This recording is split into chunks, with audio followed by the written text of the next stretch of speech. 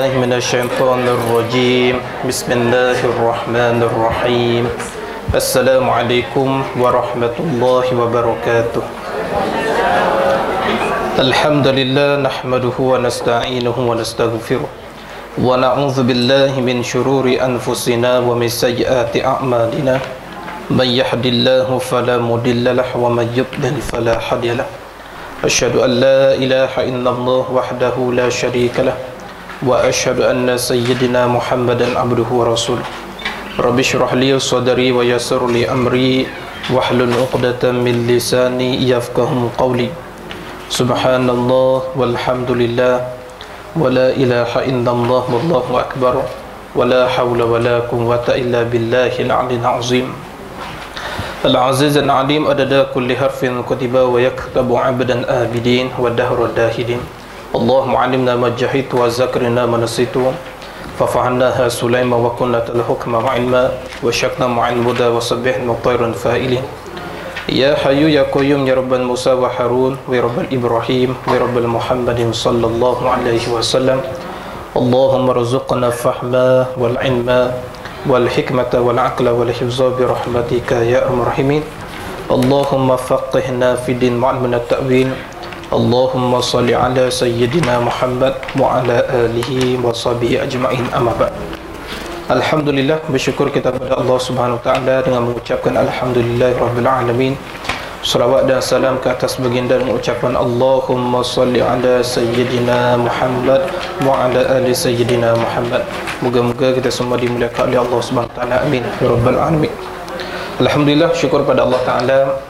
Pada hari ini kita dapat teruskan lagi kuliah seperti biasa, dan insyaAllah hari ini kita akan masuk surah yang ke-99, iaitu surah Al-Zalzalah.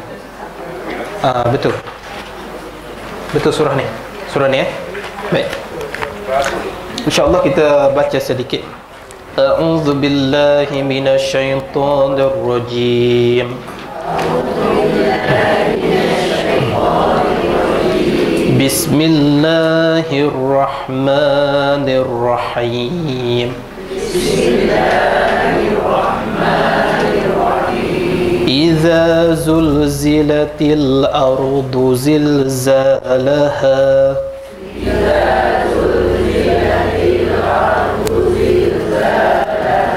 wa akhrajatil ardu athqalaha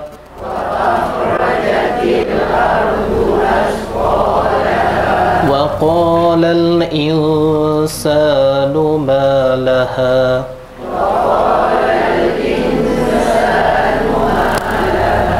يومئذ تحدث أخبارها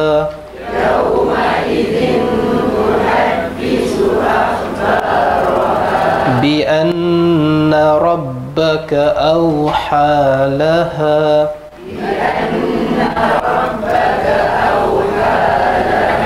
يومئذ يصدر الناس أشتاتا ليروا أعمالهم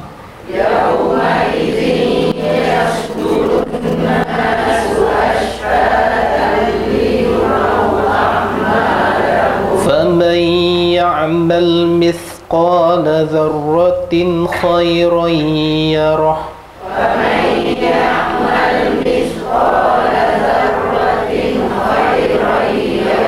ومن يعمل مثقال ذرة شرا يره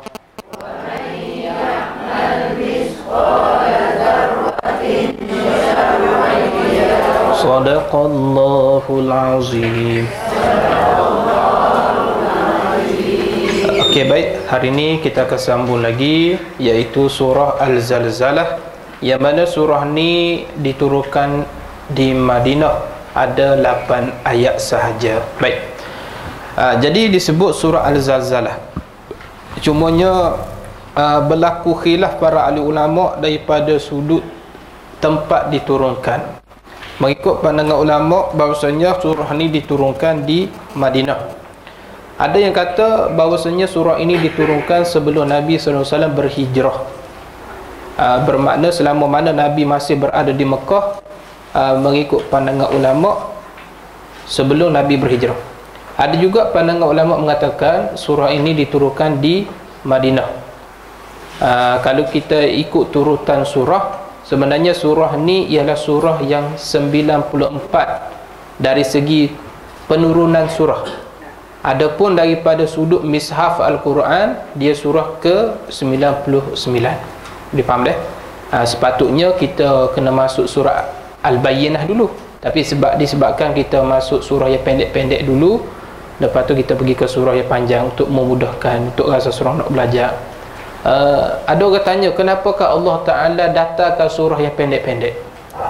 Sebenarnya Allah Ta'ala ni dia mengerti dan dia faham keadaan manusia. Manusia ni dia sibuk. Jadi kalau beri surah panjang-panjang, dia tak sempat nak belajar panjang-panjang. Nah, jadi Allah Ta'ala pun faham keadaan manusia, Allah beri surah pendek. Ambil surah pendek, belajar secara pendek. Mudah dan padat. Mudah. Tapi sayangnya hak pendek pun tak nak belajar juga. Tu sayang tu.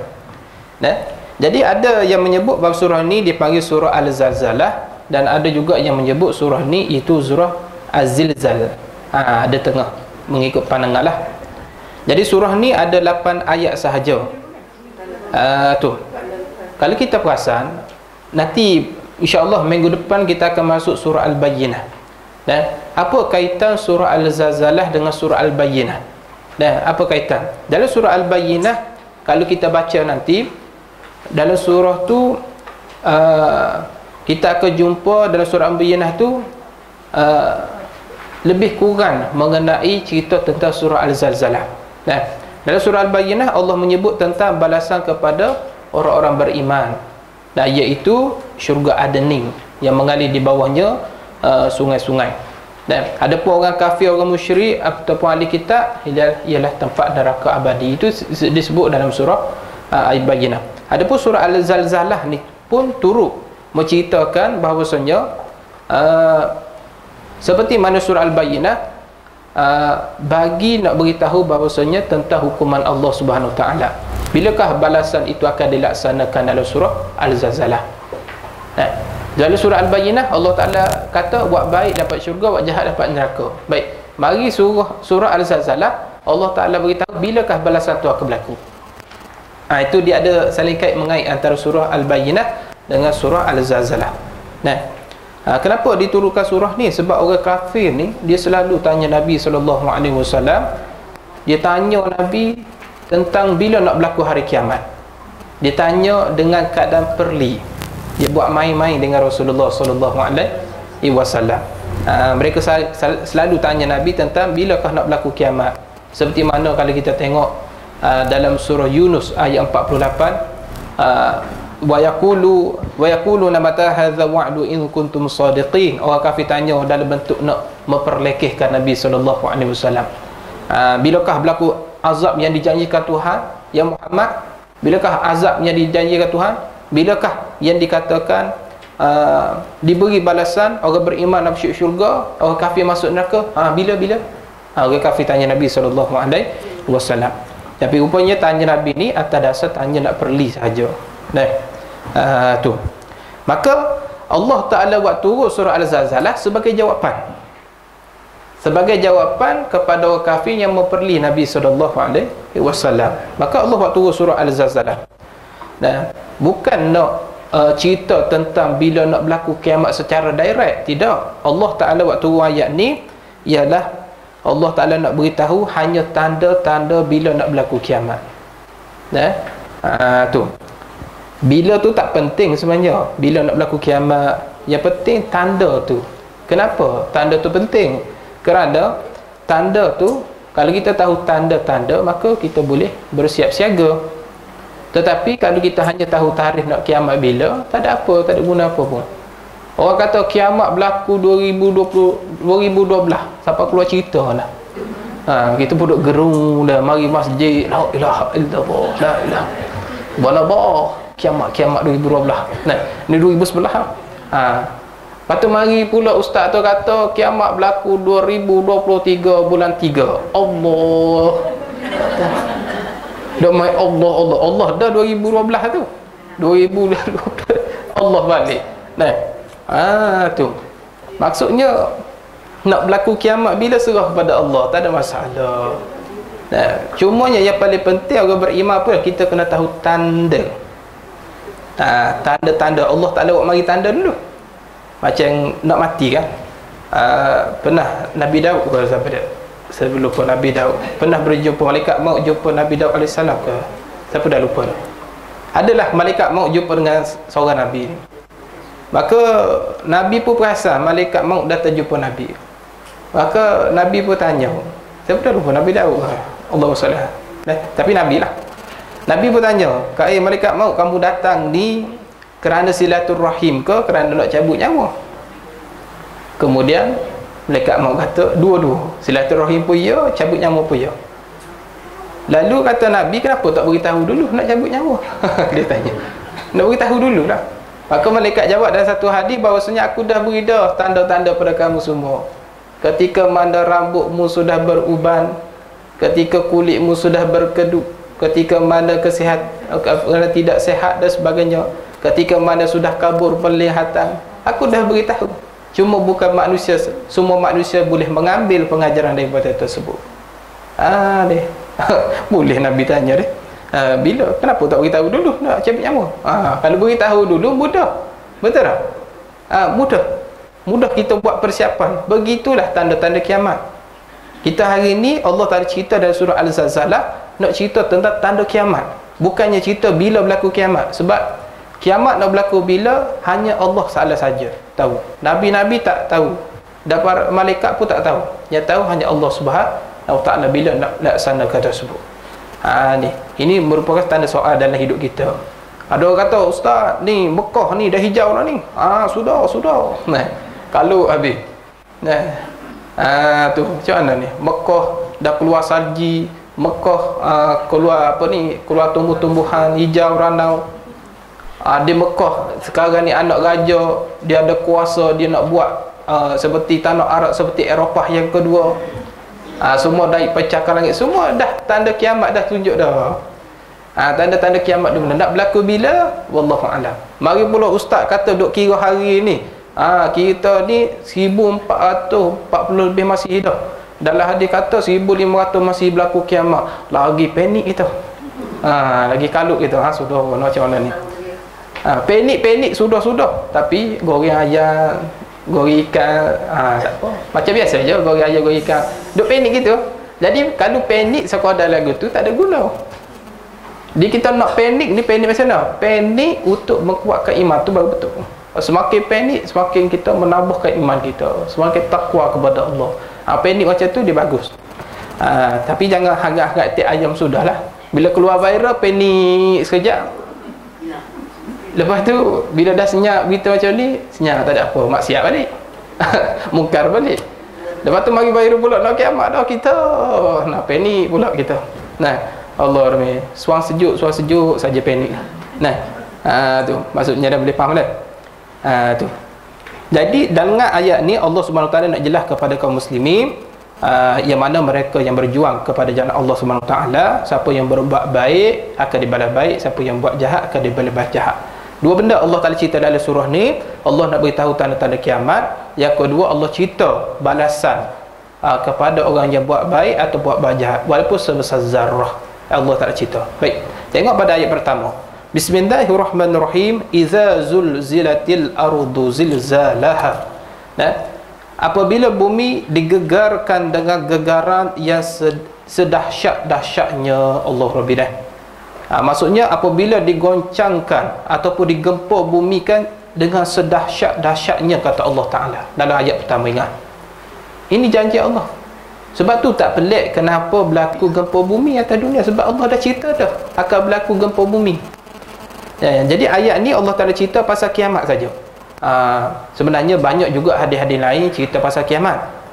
Tapi Nabi pernah kata, kalau kamu, Nabi cerita pasal ayat hadis ni, kalau betul-betul kamu ni faham maksud ayat ni, iza zulzilatil ardu zilzalaha ni, kalau Nabi kata kamu betul-betul faham ayat ni, sudah cukup membuatkan kepala kamu beban. Sampai tahap tu sekali. Tu Allah Rabbi. Jadi berubah serta-merta kalau kita faham ayat ni. Ustaz, hok beban dah macam mana? 2 kali beban. Tu mudah je. Jadi kalau kamu faham betul-betul ayat ni, maksud ayat ni, kepala kamu, rambut kamu serta-merta boleh tumbuh ubat. Maksudnya nisbah takut. Takut. Kata ulama, takutnya menyaksikan kiamat ibarat menyaksikan malaikat maut. Bagaimana perasaan takut tu? Nah, kalau ahli neraka tengok Malik Zabaniyah, penjaga neraka, kata ulama, takut dia sehingga boleh lupa ingatan. Takut dia tu, gerung. Nah, kalau kita sampai tahap tu memang teruklah ketakutan, tak boleh nak cerita. Punya dahsyatnya gambar kiamat ni. Nah, jadi Allah Ta'ala sebut dalam ayat ni iza, perkataan iza. Nah, biasanya bila disebut iza diterjemahkan jika ataupun apabila. Dalam bahasa Al-Quran, nak menggambarkan peristiwa yang akan datang. Bila sebut iza tu, nah, peristiwa yang akan datang. Bila kata iza zulzilatil ardu zilzalaha, apabila bumi digoncangkan dengan goncangan, dan goncangan itu pasti akan terjadi, kata Allah. Itu maksudnya.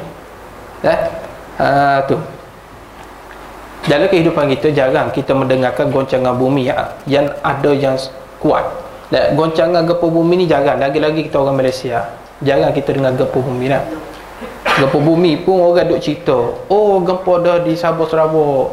Kita kat sini pun acah-acah rasa gempa. Padahal bini marah. Bini marah tu gempa macam gempa bumi dah.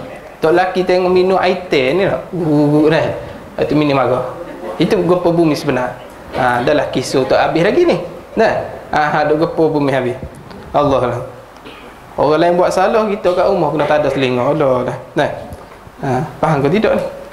Tak faham juga.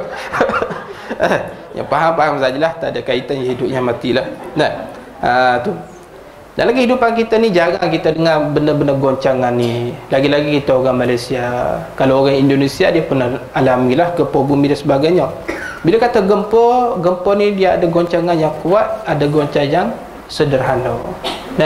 Ada yang biasa, ada yang kuat, ada yang luar biasa. Maka diukur dengan skala Richter. Itu mudah kita faham. Di Sulawesi ke Indonesia itu berapa skala Richter? 9 lebih ke? 4 poin lebih kan? 6.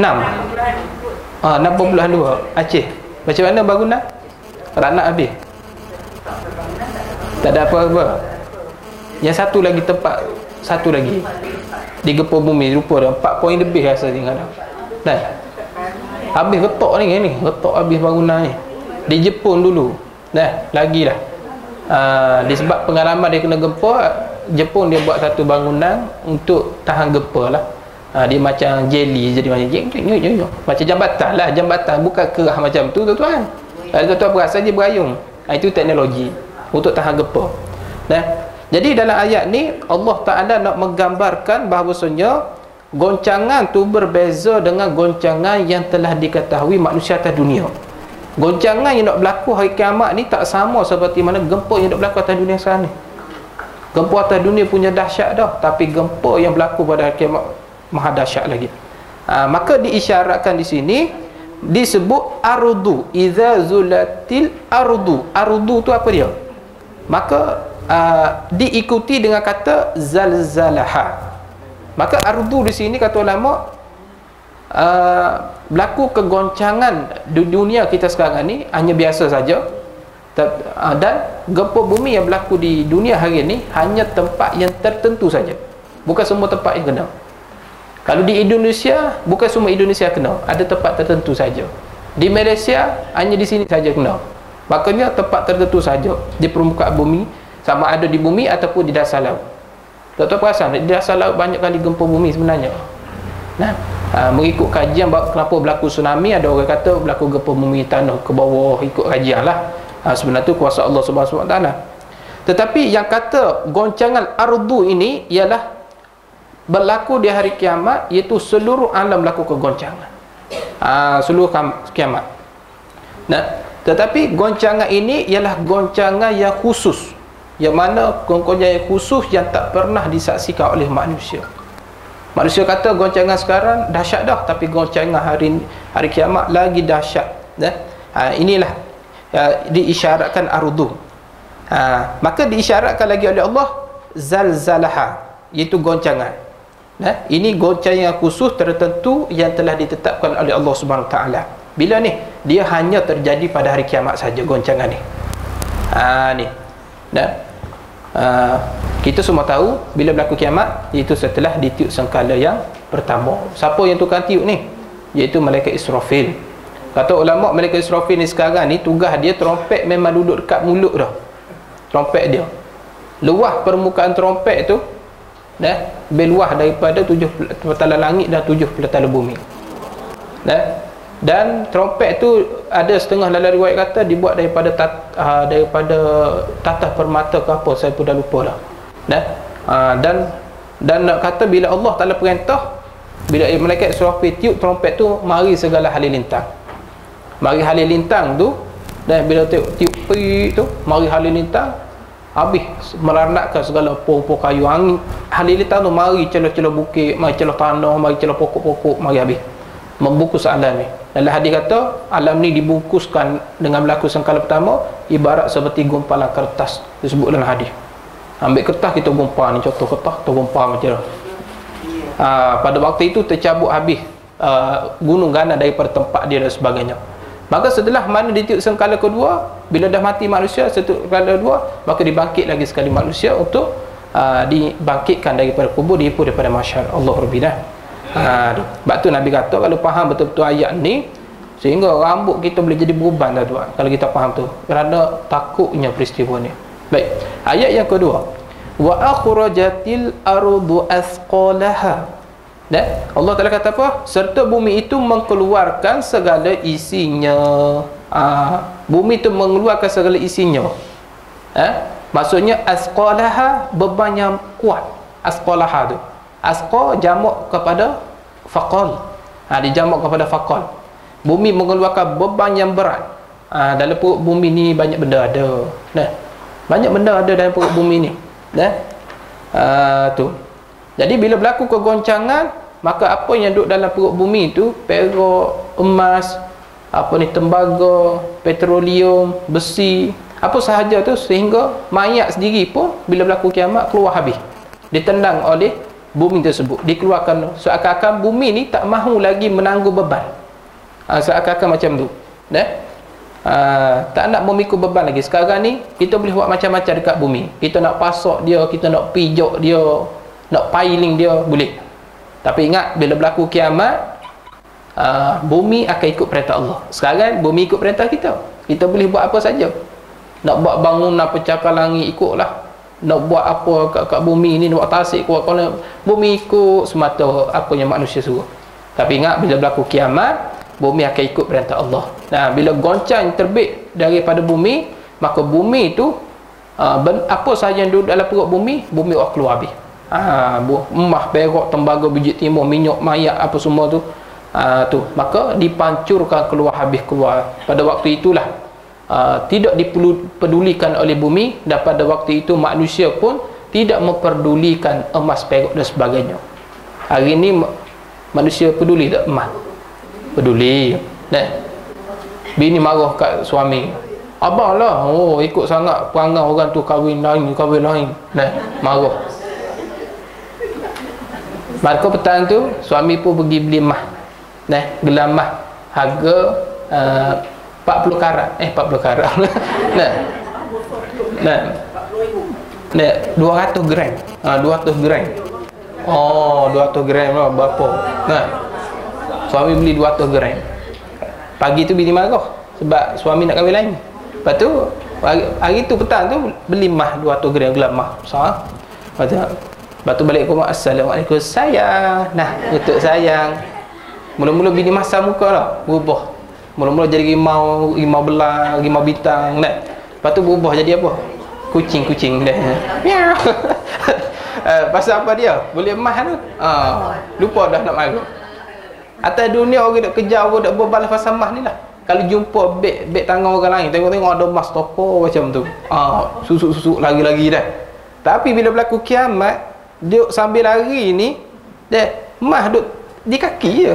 Sambil duk lagi mah di kaki. Pada waktu itu manusia tak jaga dah. Tak hirau. Sebab nak menyelamatkan diri masing-masing. Allah Rabbi dah. Boleh faham dah? Itu ayat kedua. Ayat yang ketiga Allah Ta'ala kata wa qalal insanu ma laha. Bila dah berlaku kiamat, bumi dah bergoncang, maka manusia kata dengan perasaan gerun, apa yang sudah terjadi kepada bumi? What happened? What? Jadi manusia jadi apa ni? Apa yang dah berlaku ni? Ni. Nah, orang dok viral lama dah. Kes ni dok viral kita orang baru tahu. Apa? Tu. Allah Rabbi. Dan manusia kata pada Rasul dalam keadaan takut, dalam keadaan gerung, manusia kata apa sudah jadi pada bumi ni? Manusia kata macam tu. Tiba-tiba Allah Ta'ala dah goncangkan dunia ni, sedangkan manusia tak tahu apa nak jadi. Maka waqalal insanu malaha, manusia kata nak jadi apa ni? Nak jadi apa ni? Terkejut pada waktu itu. Ni nak menggambarkan kepada kita terkejutnya manusia apabila menyaksikan peristiwa kiamat. Jadi berdasarkan daripada ayat yang berbagai-bagai, hadis yang berbagai-bagai, yang beritahu bahawasanya ulama usul mengatakan bahawa kiamat ni akan berlaku ketika manusia betul-betul tidak tahu. Manusia kiamat berlaku ketika manusia betul-betul tidak sangka benda ni nak berlaku pada waktu tersebut. Ada juga ulama menspesifikkan hadis ni lagi, bahawasanya pada waktu itu mengikut pandangan pendapat ulama lah, ketika waktu itu manusia sedang sibuk dengan urusan dunia. Ada setengah masih di pasar, ada setengah masih dengan urusan dunia.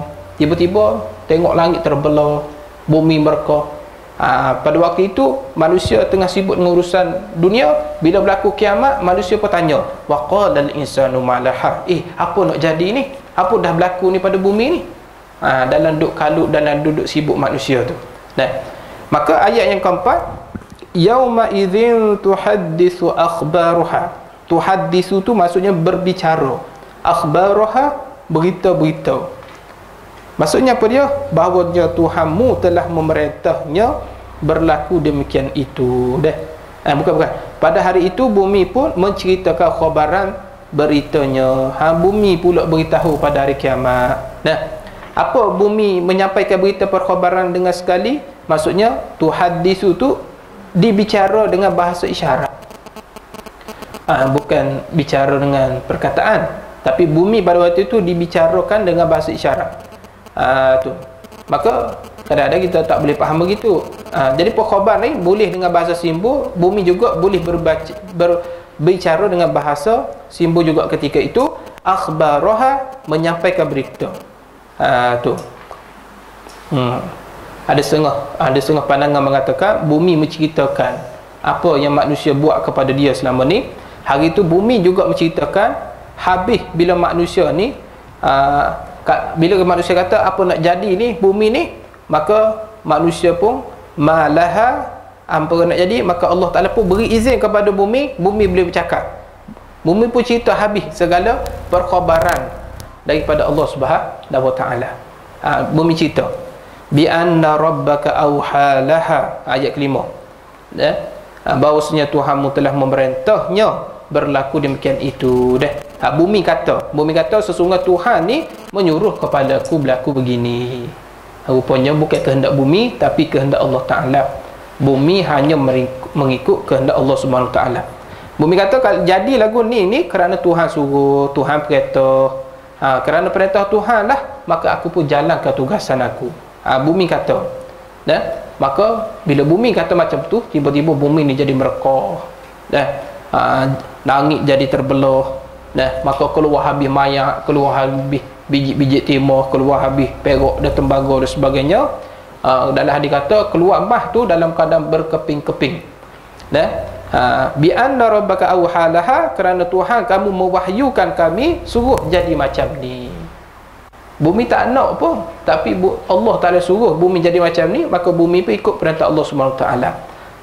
Jadi kena ingat benda ni berlaku atas izin Allah Subhanahu Wa Ta'ala. Apa goncang bumi ni?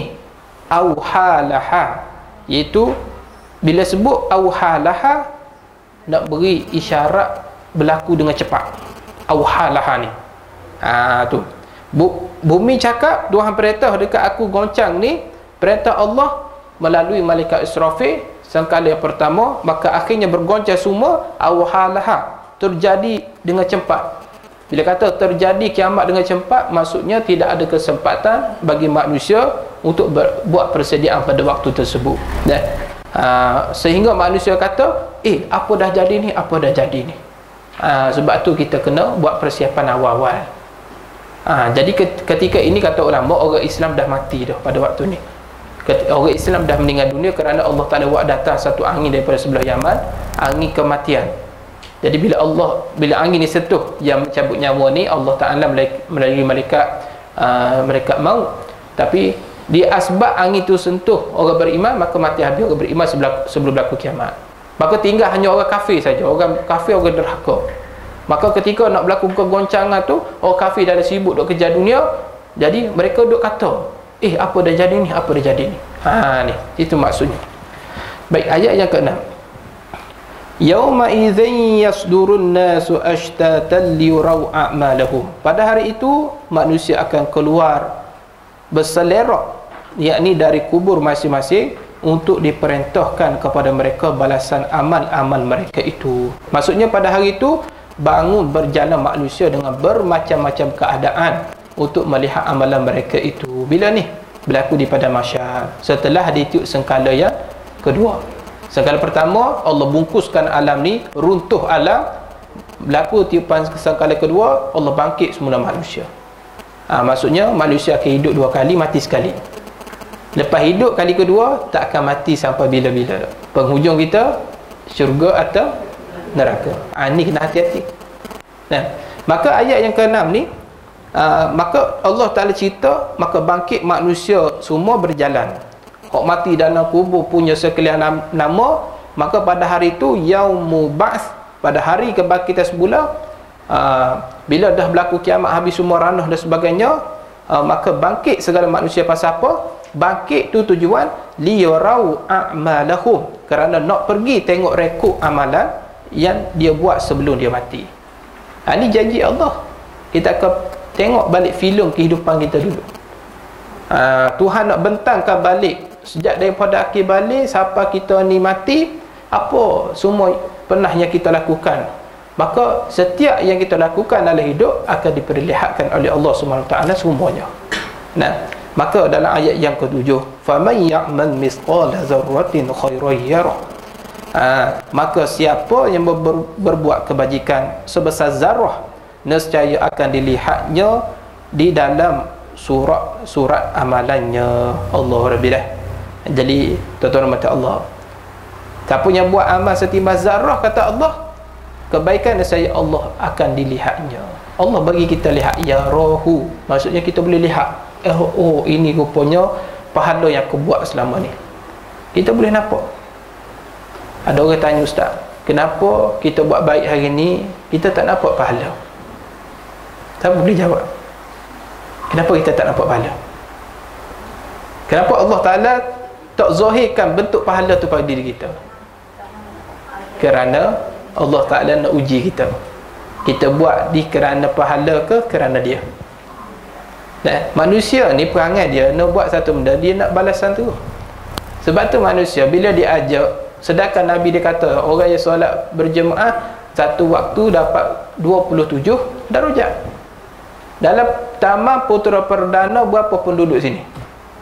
Berapa agak anggaran? 10,000 lah. 70,000. Kita ambil 70,000. Tapi bila solat fardu berapa ribu lagi? 70.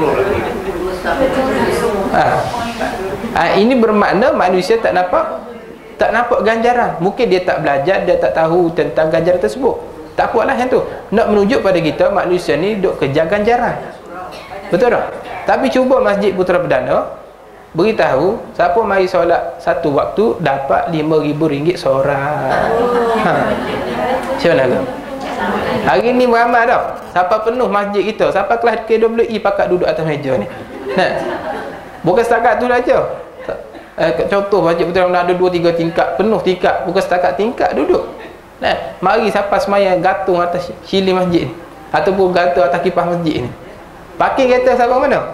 Pakai kereta bukan sampai Cyberjaya, tapi sampai ke Johor Bahru pakai kereta. Pakai kereta sampai ke Johor Bahru. 5,000 satu waktu. Siapa nak beri? Kita kerja sehari dapat berapa ringgit? Berapa ringgit sehari? 200, 300 ringgit dah. Ni satu waktu tak sampai sejam pun, 10 minit je solat. 5,000 kali 5 waktu 25,000 kali sebulan. Betul tak? Jadi Allah Ta'ala sengaja nak uji manusia, balasan ni akan diperlihatkan di akhirat esok. Rupanya bila kita nampak akhirat esok ni rupanya balasan kita cukup rugi atas dunia dulu. Allah, kalau aku tahulah amalan ni sejak daripada muda lagi aku buat, kenapalah time tua baru aku nak buat. Sebab tu Allah uji. Ni tuan-tuan kata Allah. Sama juga seperti mana kalau Allah beritahu esok kita mati, nescaya hari ni kita akan ibadat, tak ada masa nak makan minum dah. Seperti mana bandua akhir. Saya tahu saya tugas penjara. Bandua akhir ni sebelum dia dihukum gantung, kita beri makanan special. Harga tak lebih RM17. Nak beri cik kecap ke apa benda, dipersilakan. Tapi bila kita beli apa dia nak, dia makan tak? Makan satu sudu ketan, satu sudu makanlah. Tak boleh. Ni boleh faham tak? Bila kita tahu tarikh kematian kita, saya kemungkinan bulan depan dah bertugas dah ni. Saya risau apa? Takut kuliah kita ni diambil tarikh. Hari Selasa juga saya bertugas. Macam mana tak apalah, nanti saya cuba ajar dengan pegawai penjara sana. Tapi Sungai Buloh lah. Saya dah pindah dulu kat Rajang, sekarang ni dah pindah ke Sungai Buloh dah. Dekat dengan rumah lah, dekat rumah. InsyaAllah lah. Boleh faham dah? Jadi tujuan apa Allah bangkit tu? Liyarau a'malahum, kerana Allah Ta'ala ni nak perlihatkan balik amalan yang kita buat atas dunia dulu. Maka Allah Ta'ala kata, faman ya'mal misqala dzarratin khairan yarahu, siapa yang buat amalan baik, ni cerita amalan baik saja ni, walaupun sebesar zarrah, yarahu, nescaya boleh tengok mata. Bila kata amalan tu apa? Amalan ni kata ulama adalah penggunaan daya. Tu amalan tu, penggunaan daya. Daya manusia ada 4 bahagi. Daya manusia ni ada daya fikir. Daya fikir ni kita duk fikir tentang kebaikan, kita fikir macam mana nak pergi masjid, itu amalan. Daya fikir. Yang kedua daya fizik, yakni daya fizikal, kita duk rukuk, kita sembahyang, pergi haji umrah. Yang ketiga daya kalbu, yakni kita niat. Kita niat nak pergi masjid, niat nawaitu, niat mandi wajib, macam-macam niat lah. Yang keempat daya hidup. Daya hidup ni lah yang memberi semangat kepada manusia. Jadi ada 4 daya. Daya ni apabila digunakan dipanggil amal. Boleh faham tak? Amal yang menggunakan daya ni, amal yang dituntut amal apa? Itu amal soleh. Amal soleh, bukan amal tidak soleh. Amal soleh. Apa itu zarrah? Faman ya'mal misqala zarrah. Zarrah tu apa dia? Zarrah ni diguna dalam Al-Quran sebagai nak menunjuk kepada kita sesuatu yang kecil. Zarrah tu, ada ulama mengatakan zarrah ni adalah semut. Semut, kita tengok semut kat bawah. Maksudnya semut, bukan semut tu, semut yang baru lahir. Baby baby. Kecil tak? Siapa pernah tengok anak semut? Ustaz tu tak pernah tengok ada semut. Yang pernah pijak semut ada. Anak semut tak pernah tengok. Okey, baik. Dia kata semut yang mana yang baru lahir tu, ada lagi setengah pandangan mengatakan zarrah ni itu kepala semut. Potong badan, kepala saja, kecil. Ada lagi kata zarrah ni ialah debu. Debu yang ada pada cermin tu. Debu yang ada pada cermin, tengok tak nampak, tapi bila sentuh rasa.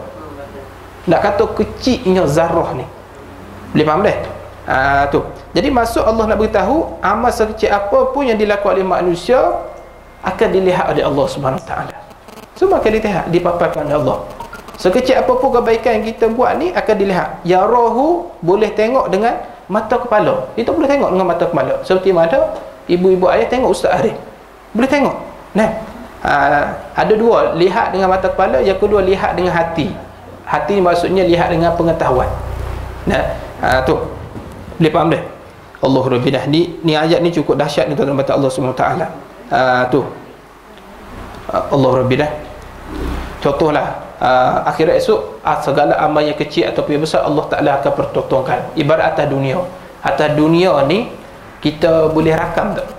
Contoh hari ni kita rakam kuliah kita, lepas rakam kita save. Okey. Tahun depan kita boleh buka balik kelas pengajar kita, rakaman tersebut. Betul tak? Samalah dunia. Sekarang ni Allah sedang merakam kita. Allah rakam kita apa yang kita buat, akhirat esok dipertontonkan balik filem kehidupan kita yang pernah kita lakukan dulu. Batu ada ulama kata kita ni sekarang sebagai pelakon watak. Nah, Ustaz Arif sebagai mak kilau, pengarah Abang Sul. Nah, dia gitu. Jadi kita ni hanya mengikut arahan saja. Maka semua tu direkod dalam kehidupan kita. Maka akhirat esok kita akan ditonton di pawagan. Tak perlu bayar tiket akhirat esok. Atas dunia kena bayar tiket. Nah, walaupun sikit kebaikan yang dibuat oleh manusia, semua akan tengok. Nah, kadang-kadang manusia tak sangka, benda kecil ni pun dapat pahala. Manusia tak sangka kadang-kadang. Boleh faham tak? Contohnya, mana amalan yang kecil? Datang kuliah Ustaz Arif dengan mengaji kuliah tafsir ni besar lah ni. Ni pahala besar ni. Pahala kecil apa contoh? Bila kita jumpa orang, kita senyum. Tu kita senyum. Dan maka senyum dekat orang, malaikat catat sebagai pahala. Senyum ni. Maka pahala ni bila bangkit akhirat esok, Allah Ta'ala akan bentangkan, Allah akan tunjukkan ni pahala senyum kamu kepada manusia lain. Subhanallah. Nah, terkejut kita pada waktu tersebut, rupanya senyum pun dapat pahala. Allah Rabbina. Kalau tahu macam ni lah, kita perah daripada awal lagi dan duduk senyum kat orang. Assalamualaikum warahmatullahi. Memang tu terkedu muka, apa rasa senyum kat aku. Nah, senyum. Senyum ni kadang-kadang boleh, kadang-kadang orang tu boleh suka baik dengan kita. Walaupun kita ada masalah. Nah, kita kena senyum kat orang ni, jangan main. Nah, kalau tahulah selama hidup aku akan senyum semacam. Nah, rumah terbakar senyum saja. Nah, tu. Mari ujian apa senyum saja. Tu. Pasal apa kita tak senyum kat orang? Pasal apa? Tak kenal. Okey, itu masalah tak kenal lah. Okey, cuma je kata ulama, kita tak senyum kat orang pasal kita tak tahu kelebihan senyum. Nah, kalau kita tahu kelebihan senyum, kita selalu senyum kat orang. Hari ni tahulah. Maka kena senyum lah. Jangan pula senyum jahit, siapa nak senyum satu. Nah, senyum tu. Nah, pasal orang tak tahu dah. Jadi fikir kebaikan pun Allah Ta'ala balas sebagai pahala juga. Jadi semua ni kita akan tengok di akhirat esok. Dah. Tu. Tuan-tuan, dah. Kita jangan masam dekat orang lain. Kita jangan buat muka masam. Kadang-kadang muka masam tu mendatangkan dosa juga. Pasal apa dia? Kerana kita buat muka masam dekat orang boleh suka buruk dekat kita. Maka jangan buat muka masam. Nah, muka RM1, muka RM50 tak apalah. Jadi ulama mengatakan turun ayat ni tentang ada orang pernah meremehkan tentang amalan sekecil-kecil. Rupanya ada zaman Nabi dulu meremehkan amalan yang kecil. Dia kata apa dia? Dia kata bersedekah dengan sebiji kurma ni tak ada guna, baik tak bayar sedekah. Kalau nak sedekah 10 sen RM1, baik tak bayar sedekah, dia kata. Tak ada apa, dia kata. Tak ada balasan apa-apa. Tak berbaloi, dia kata, ibarat macam tu, tak ada pahala. Dan ada juga menganggap bahawasanya bila buat dosa kecil, mengumpat, mencuri, dia kata buat dosa kecil tidak dikirakan dosa. Mereka menganggap bahawasanya tidak ada ancaman daripada Allah Subhanahu Wa Taala buat dosa kecil. Ancaman daripada Allah hanya dosa besar saja, dia kata. Maka Allah Ta'ala pun turun ayat ni, faman ya'mal misqala dzarratin khairan yarahu. Maka jangan pandang remeh tentang benda yang kecil. Nah, contoh, kadang-kadang kebakaran boleh berlaku punca daripada putih rokok. Betul tak? Besar ke putih rokok? Kecil je putih rokok ni. Maka oleh sebab itu mesti kita kena berhati-hati setiap amalan yang kita buat atas dunia. Walaupun kecil, mana tahu benda yang kecil ni boleh masuk kita dalam neraka. Allah Rabbina. Dahsyat ayat ni tuan-tuan mata Allah. Nah, jadi setelah mana Allah Ta'ala beri lihat sama ada amal baik amal buruk, adakah Allah Ta'ala ni akan hukum secara terus? Tidak juga.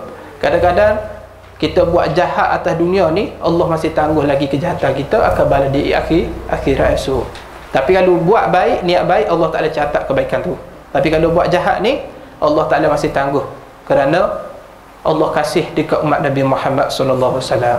Adapun umat lain tuan-tuan, Nabi Lut dan sebagainya, tengok umat dia kena balik bumi, dan lesbian, gay, LGBT pada zaman tu, Allah Ta'ala balik bumi. Bumi naik, air duduk ke bawah.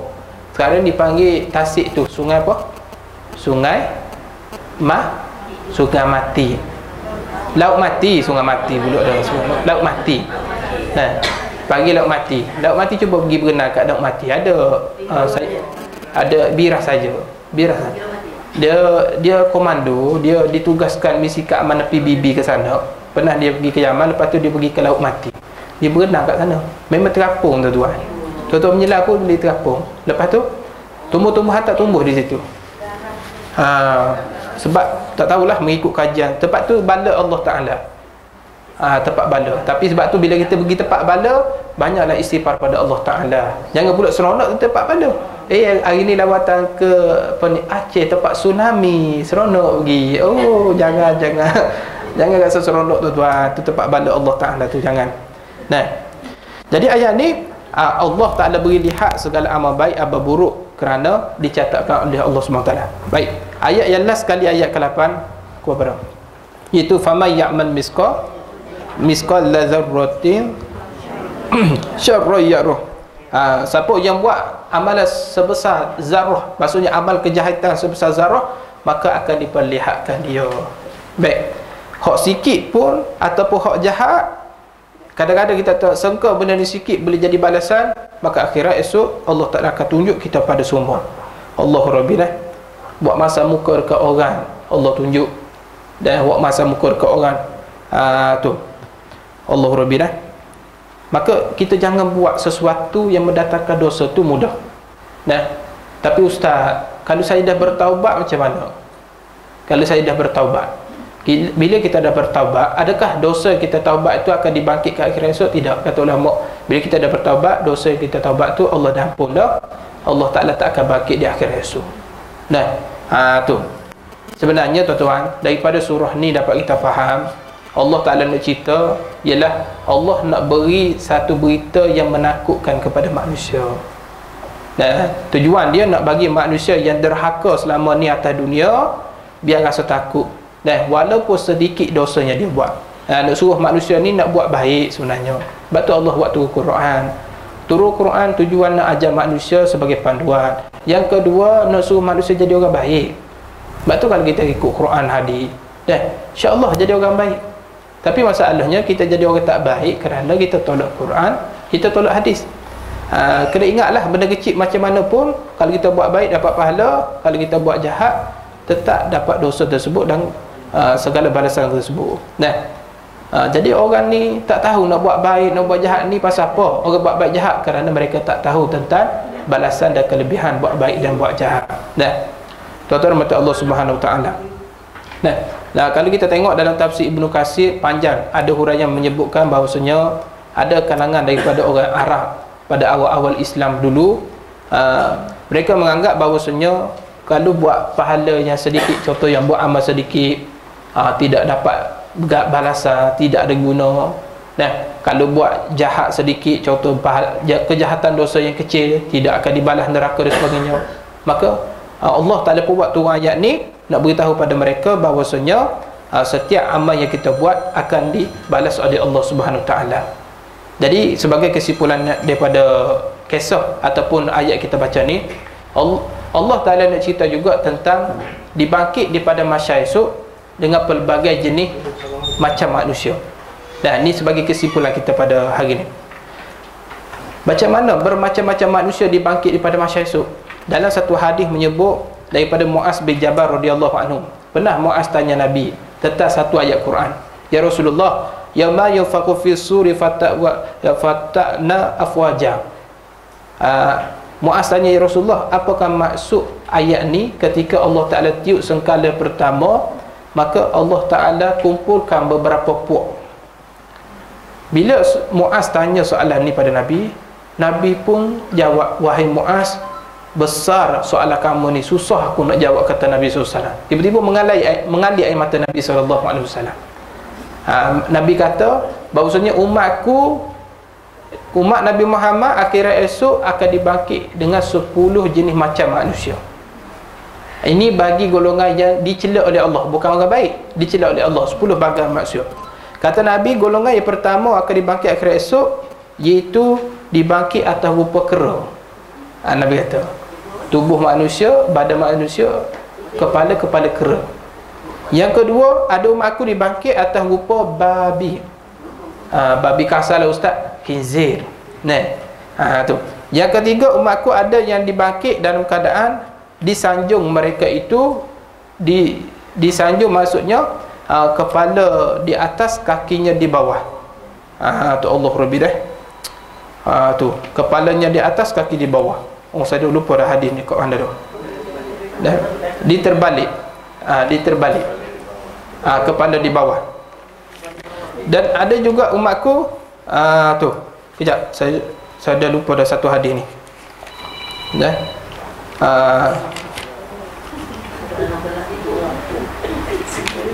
Jadi ada juga umatku dibangkit dalam keadaan buta. Bangkit buta. Yang kelima, ada umatku dibangkit dalam keadaan tuli dan bisu, kata Nabi. Yang keenam, umatku dibangkit dalam keadaan memamah lidah. Dia bangkit terjelai lidah sampai ke dada, dia duduk gigit lidah sendiri sampai menanah. Yang ketujuh, ada umatku dibangkit dalam hal keadaan kudung kedua tangan dan kaki, tubuh saja ada, kaki tangan tak ada. Dan ada umatku dibangkit dalam keadaan disula, kemudian disula masuk ke dubur, keluar ke mulut, kemudian dipanggang di atas bara api. Dan kesembilan, ada umatku dibangkit dalam keadaan keadaan busuk daripada bangkai, tubuh dia jadi busuk. Dan yang ke-10 yang terakhir, ada umatku yang dipakaikan jubah daripada minyak tanah. Kemudian siapakah yang pertama tadi Nabi cerita, iaitu dibangkit dalam keadaan rupa kera ni. Dan yang pertama tu ialah orang yang mengacung dan orang pelaga orang. Atas dunia dulu dia pernah menjadi batu api, dipanggil namimah.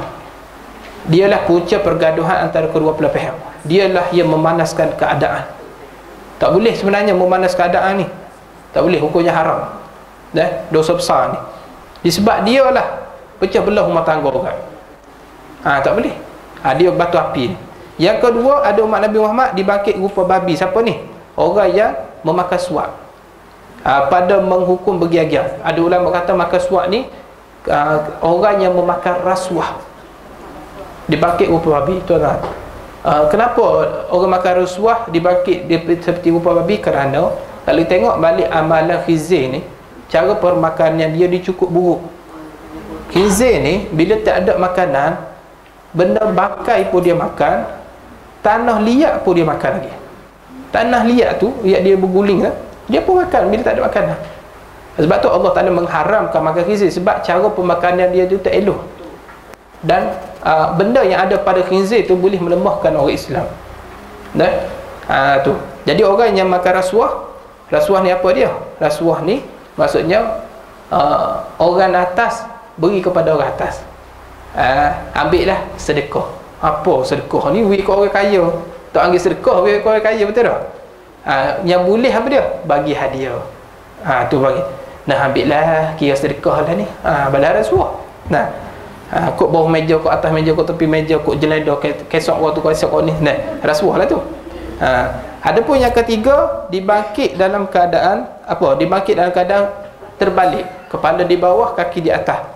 Bolehkah Allah maksudnya? Boleh. Pasal atas dunia kita berjalan kaki di bawah, kepala di atas. Akhirat lagi boleh, kepala di bawah, kaki di atas. Bagi siapa ni? Orang yang makan riba. Pasal orang buat riba ni apa dia? Dia kira terbalik. Sepatutnya riba ni kira 1 tambah 1 kira jumlah 2, tapi riba ni 1 tambah 1 jumlah dia 18 tu. Dia terbalikkan riba ni. Boleh faham ni? Akhirnya esok Allah terbalikkan dia. Maka tanda akhir zaman ni manusia tak boleh lari daripada riba. Jalan terbaik macam mana? akad jual beli keseluruhan harga riba, untuk keluar daripada orang panggil jalan hello, nak keluar daripada riba. Nak beli sesuatu, contoh kita beli rumah harga 300,000 contoh, campur interest 3.8, kena bayar 340,000 contoh. Maka jangan akad jual beli 300,000, akad jual beli keseluruhan harga riba 340,000. Kita beli rumah tu dengan harga 340,000, walaupun dalam agreement 300,000. Ini cara halus nak keluar daripada riba. Orang buat riba, tapi kita buat cara kita supaya jangan jadi riba.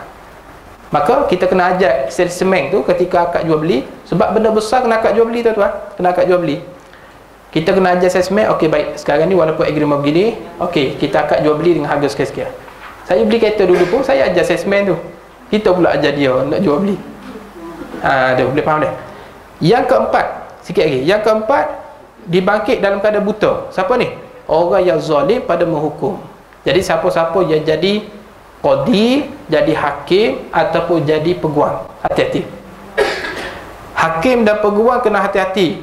Sehingga adalah hadis kata sebelah kaki masuk syurga, sebelah kaki masuk neraka. Ada satu hadis lagi kata hakim di akhir zaman, 2 hakim masuk neraka, 1 hakim masuk syurga. Apa maksud?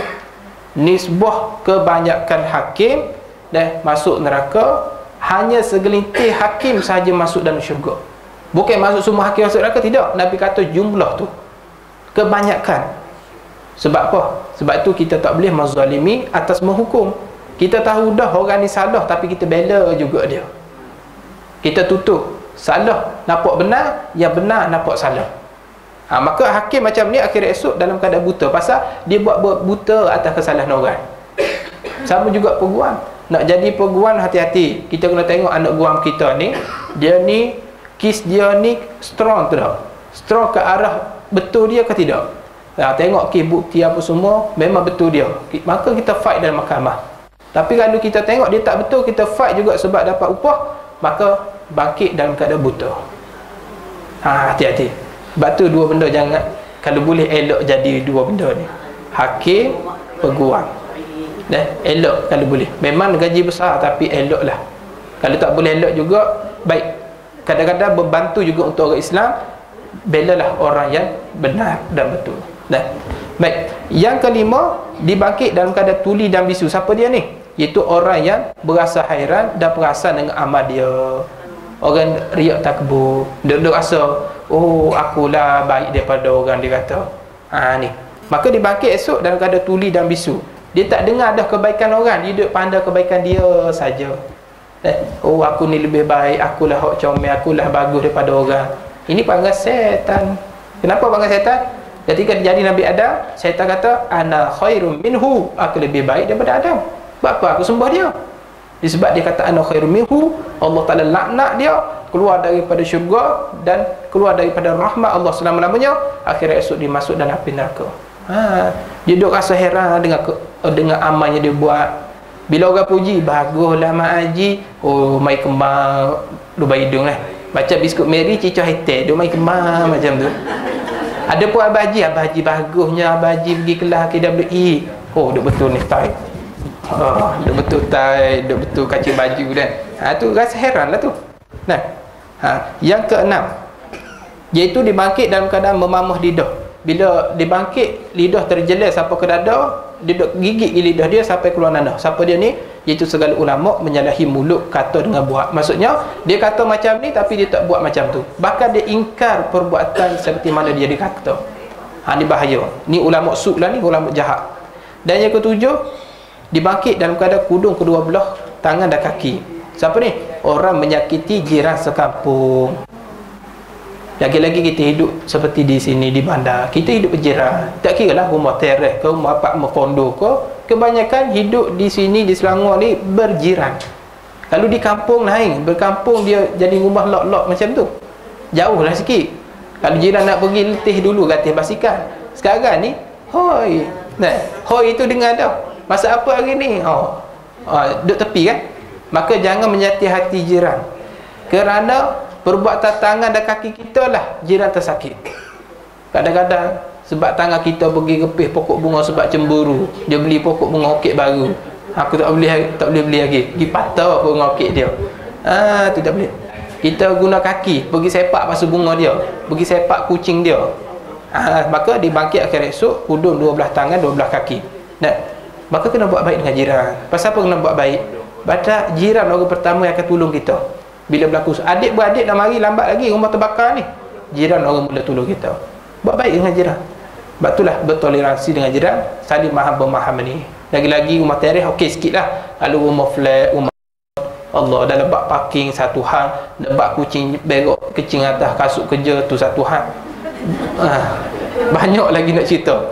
Pagar rumah tereh pagar. Ni nak kira pagar siapa ni?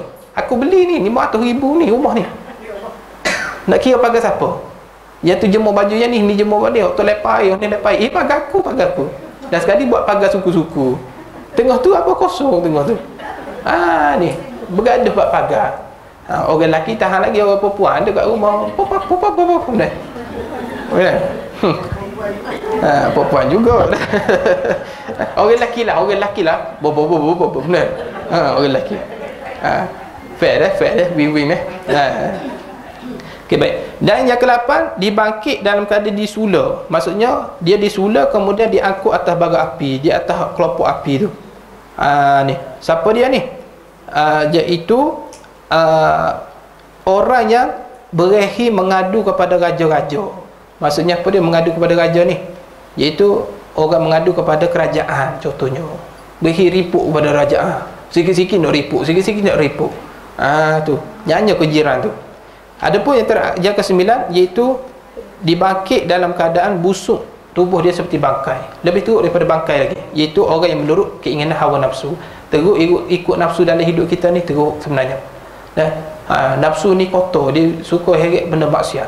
Cara nak lawan nafsu satu saja, kita banyakkan ikut perintah Allah. Yang kedua, minta berdoa kepada Allah untuk kontrol nafsu kita.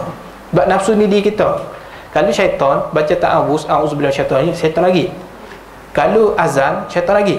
Tapi kalau baca 30 juzuk pun nafsu tetap diri kita. Dia tak lari mana. Maka tuan nafsu sebenar ialah Allah Subhanahu Ta'ala. Satu hari postman nak pergi atas surat. Rumah orang bukan Islam. Nak letak surat dalam peti, tiba-tiba anjing mari menyala. Anjing tu tak akan berhenti menyala sehingga berhenti bila? Apabila tuan dia datang. Begitulah Allah Ta'ala. Yang boleh kontrol nafsu Allah Ta'ala saja. Maka banyak minta dengan Allah jaga nafsu kita. Dan last sekali, iaitu siapa ni? Orang yang dibangkit dalam keadaan pakai jubah daripada minyak tanah. Segala orang yang sombong dan bisa-bisa atas dunia. Dia sombong atas dunia. Tak perlu nak sombong dah. Satu benda jangan buat atas dunia, jangan duk sombong dengan orang. Dan sombong dengan orang ni kita duk rasa lebih pada orang. Memang perangai manusia macam tu. Manusia lebih sikit sombong, lebih pangkat sikit sombong, lebih harta sikit sombong. Apa nak sombong? Balasan akhirat esok orang sombong ni Allah Ta'ala letak daripada masyarakat jadi seperti semut. Bukan berubah rupa semut, tidak.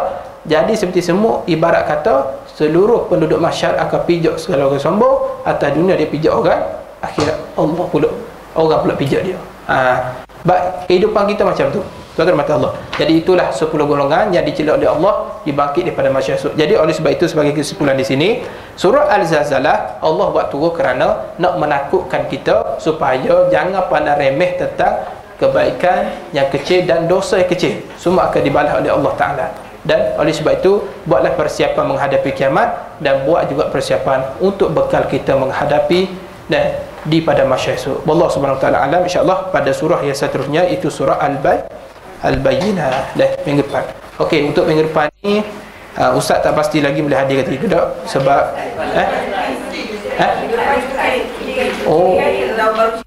Kau cuti sebab Ustaz nak cuti balik kampung.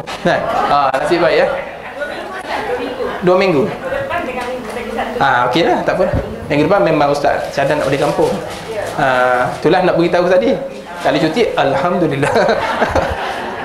Okey, baik. A'udzubillahi minasyaitonir rajim. Bismillahirrahmanirrahim. Alhamdulillahirabbil alamin wassalatu wassalamu ala asyrafil anbiya'i wal mursalin sayyidina Muhammadin wa sahbihi ajmain. Allahumma fa'alna bima 'allamtana wa anfa'na wa zidna bi rahmatika rahimin. Rabbana atina fid dunya hasanah wa fil akhirati hasanah wa qina adzabannar. Wassallallahu alaihi wa sallam. Alhamdulillahirabbil alamin. Assalamualaikum warahmatullahi